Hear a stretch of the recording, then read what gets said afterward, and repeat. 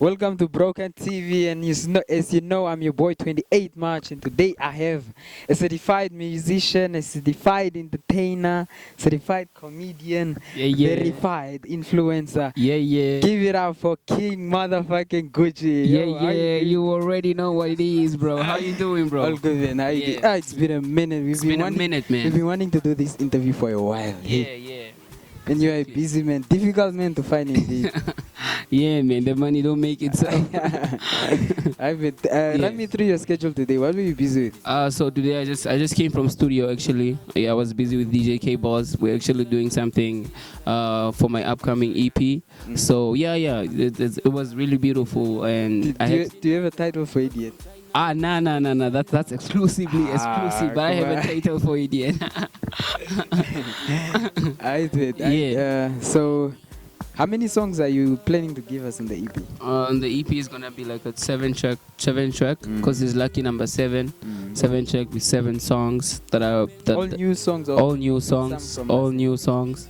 All of them are gonna be new songs that I haven't released yet, songs that you guys haven't heard before, songs that speak to me personally. Yeah, songs that are gonna introduce me to you guys, to the world. Yeah. Yeah, and most of you, like some of your music, they are so emotional. I would say you are like a vibing person, man. Yeah. Like on quantity over quality. Yeah. It was more kind of like from the heart, man. Yeah. Where does that come from? That's just how I put up my music, because I channel my energy towards different things that I go through in life. That's how I channel my energy. That's where I take all of my energy and put them in my music. So throughout the time of me making quality over quantity, I was going through like an emotional state of mind, like, because quality over quantity itself is like self-explanatory. I was going through a stage in life where I had to choose between the quality that I have over the quantity that is available. I guess that's why also you didn't give us a lot of music last time. Yeah, because of that state of mind that I was going through, that I just had to bring out through that one song, like quality over quantity, and it really made a lot of sense to me. Yeah, it's a nice project indeed. Yeah. And looking at your status and everything you post, Yeah. you talk about not wanting to be consumed by the fame. Yeah. Why do you think it's important to stay true to who you are and not to get consumed by the fame and all that? Yeah, because I just feel like there's a difference between reality and being famous. They don't really go along, because What's the difference? I just feel like fame is an illusion, but reality is who you are. And I just feel like a lot of people get caught up in the illusion rather than sticking on reality, because once true self is determined by the reality that you go through, like who you are in person, outside there, Fame is yeah. like you have to smile whether you Fame is like a schedule, you understand? people like Yeah. every time. Fame is like a schedule that is set up for you that you have to follow. And unfortunately for me, I don't want to be my lifestyle to be based on a schedule. I want me to be me.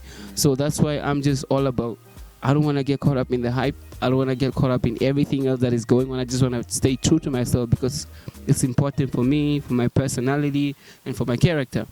And I feel like that's something very, very, very difficult to do when you have 111,000 followers on Instagram. Yeah. I feel That's difficult for you to balance. Exactly. But we're pulling it through. The aim is just to stay true to me and to everybody else that is supporting me, everybody else that is with me. I stay true to them, and I stay true to myself. Yeah. Talking about followers, how many unread DMs do you have? Do we really want to go there? Yeah. How many unread DMs do you have? It's difficult for you to read all the DMs. Yeah. So, personally for me, I try and keep myself away from the DMs, because it's just a lot of things that are going on in them DMs. Yeah, every now and then I see what's important. Basically, when I'm in my DMs, I focus on the business side of the thing. Like I check like how many corporates companies texted me. Like, is there anybody else that is trying to talk business, or is any of my connects maybe abroad that want to do something with me? It's all about work for me. Like in my DMs personally, people that are personal to me have my personal number. Yeah. So everybody else that is going through my DM means they don't have access to me, so they have to go through the DMs. So yeah, I really have to choose wisely as to who I really let in my circle. Yeah, and that it starts with the DM. There's probably a few people that you really let in your real Yeah. I keep the circle as tight as possible. Talking about abroad and your connects out of the country, who are you connecting with? Who are you working with? Like I worked with Nigerians on my previous video. Yeah, the grenade. Yeah, which was falling. Shout out to the grenade company. You guys are lit. You guys are amazing. I worked with a very popular celebrity, top celebrity, I think, in Nigeria. She has around about over 1 million followers. Yeah, Taoma, she's a really beautiful soul. How did you guys connect through? I worked with her, through my best friend Jessica. Taoma used to school in Namibia, and she went to Nigeria. Yeah, became very, very famous, and then that's how we got the connect. And then we worked on something because they wanted to introduce Namibia to a certain vibe that can suit Namibians, you see. And when we did that through that project, so I'm working with them. And hopefully we have a lot of other projects that we are busy planning on for Kinguchi as a brand. And I feel like it's going to work out perfectly. Yeah. And you and Jez have been tied for a while now. Yeah. Give us a story behind. How did you guys meet? It was really funny because we met at the auditions of Gaza's music video. Chelete. Yeah, Chelete. Yeah. We met at those auditions and we just clicked from there. I don't know. You guys were all YouTubers. You're like. Yeah, that time I wasn't really into anything of that sort. You know, I was just like I was just a normal human being. Yeah, because every now and then I look at your dance in Chelete. Yeah. Then I look at you as a whole. Yeah. There's a different. It's a miracle. And I really appreciate that moment because I met the one person that always pushed me, kept the best out of me.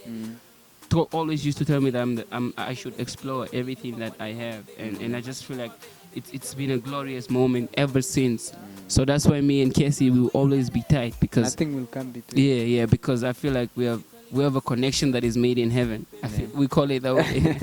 It is quite made in heaven because you guys, whenever you meet, maybe at an event or something, you guys' energy is lit. It's lit together. It's extreme. It's too extreme. I don't know how we were meant to be like that, but it's all thanks to God, man, that me and Cassie met, and part of the journey is meeting people that bring the best out of you, and part of the journey is meeting people that you bring the best out of as well. Yeah. And people have been making up rumors that you guys are dating. Every time. I don't know though. I have no comment on that one, but then yeah.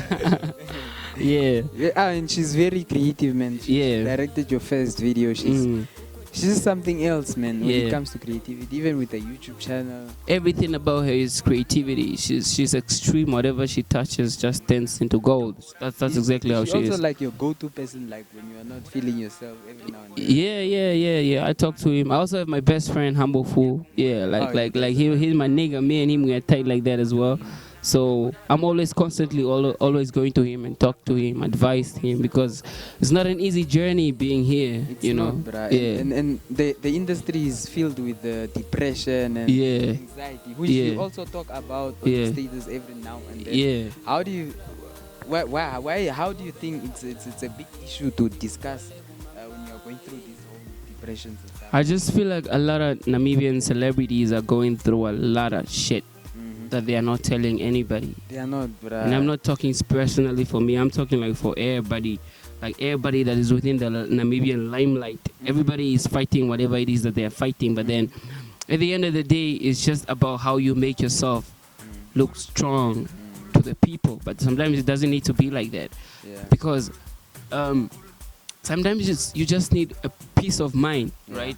Especially like guys, I think they'll be like, nah, man. I don't need to express myself emotions, like that, you know. Let's just drink to katope. Yeah, exactly. And I feel like you need to let it out. Yeah. Because if you keep it inside, the day will explode. Yeah, because I just feel like there's a lot of pressure that comes with you being depressed and you're keeping it to yourself. Because otherwise, there's a lot of platforms you can express yourself from. You know, it doesn't mean your people need to know whether you're okay or not. They have to know, because once you become a celebrity, then people start following your life. Né? Then you choose to let what people know. But if there's something else that is killing you inside, then I just feel like it's safe for you to find somebody to talk to, or talk to your people and let them know you're not okay, because that's the only way you can actually get help. I just feel like the whole industry of Namibia is full of a lot of depressed people, and I just want to say it's safe for you to like let other people know if you're not okay, if you're not good. That's because Namibia as a whole, the whole industry as a whole, is going through a twist because of this whole COVID-19 thing, especially the music industry. The music, especially let's just say the whole industry. entertainment industry of Namibia. And Namibia as a whole doesn't already really have an industry. I'm not even talking music, I'm talking fashion, television, everything else doesn't really stand on a stable industry as a whole, right? So imagine how the COVID came and then it switched up a little things a little bit. Like, so people are still getting used to making a show during the day.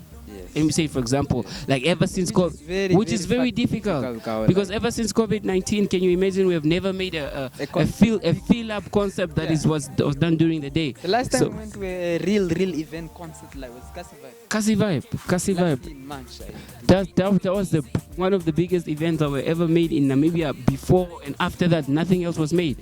I mean, so it's really a difficult time for all the Namibians out there. But then, I hope you're gonna fight it through, and yeah. And we really got to see the emotional side of you when I think your best friend, late Indiana, passed on. How close were you guys? Yo, me and her, she was like my mom, because she used to call me her son, you know. Because I used to school with her sister. Like, that's how I got to know her, really. I used to school with her sister, like, in my high school, right? That was when I was grade 11. And imagine she used to come from her school to come to my school to come see me, right? She used to school at Nehala. I used to school in a Heke that time. So she used to come to school to come see me. And sometimes I would go to her school to go see her. And she always used to call me her son. So it was really, really, really difficult for me to let that part of me go, like how to let her go. And the nature of the death that took her from this world is just unexplainable, you know. And it used to fill me inside, because I used to always try and understand as to what. So far, the people that I've worked with before is I've worked with Go TV. I worked with the Ministry of Health. I've worked with Pastor Polana Namibia. Are you still with them? I'm with Pastor Polana still. I'm still with Pastor Polana, so we're gonna start our campaign in March. So hopefully it's gonna go extremely well. So far, my only endorsement. Who are you doing the campaign with? Oh, I was doing it with my friend Humble Fool, other dancers, Prince Louis. Yo, the whole energy was up north, because we went on tour with in the north with Pastor Polana, and it was really, really, really, really amazing. And the Funky Lab thing, are you guys still together? Oh, okay, so the brand ambassador of I was once a brand ambassador of Funky Lab, but unfortunately we had to terminate that contract because the Gucci Empire is a management. And Funky Lab management couldn't agree to the terms and conditions of their contract, so there was a party that was breaching the contract there, so we had to terminate that contract with immediate effect. So it was we were supposed to sign 100,000 deal, right? Like 100K. We're supposed to sign 100K deal, but due to certain circumstances that, you know, I just feel like how black people work with each other is not really transparent like that. So I, as a brand, King Gucci is under the Gucci Empire, right? Like the Gucci Empire, that's the brand that makes me, that's my management. So my management couldn't agree to the terms and conditions that were in that contract, because it was just, And for me to be brand ambassador of a product, my brand is already affiliated with somebody else's work, then we have to be at an understanding. We have to be understanding with each other. But then if we are breaching the contract and all of that, I don't think it's going to work. So that's why the Gucci Empire decided that no, we have to just terminate the contract with them. It was not about the money? It was not about the money for me. The money was good. The money, it was about the respect. You understand? So for me, I would always choose respect over money, any day, any time. Because how you respect Another person is how you make your money clean. I call that clean money. It's clean shit. You gotta give respect where it's due. And if just imagine somebody who's giving you money but they don't respect you. I mean, everybody wants money, but respect, my nigga. Respect is very important. Yeah, because it gets things done the right way. Somebody doesn't respect you, they'll not do shit for you the way you want them to do it for you, regardless of whether they're paying you for it or not. Exactly, yeah. Yo, man, it was a dope interview. Yeah, it was a late one. Unfortunately, all good things have to come to an end. Yeah. But yo, let me ask you. Yeah. Valentine, what are you doing? What are you doing, Valentine? Yo, let me see. Valentine. Valentine's, I'll be busy stealing all of your girls, nigga. I ain't even got no time. I'm gonna steal all of y'all girls after you guys are done buying flowers and all of that. Yeah. Oh, they're gonna come to me to steal your girl. Okay, so Diana? Okay. So currently I'm single though. You know? Yeah. I'm single though. Yeah, just know that. There's no question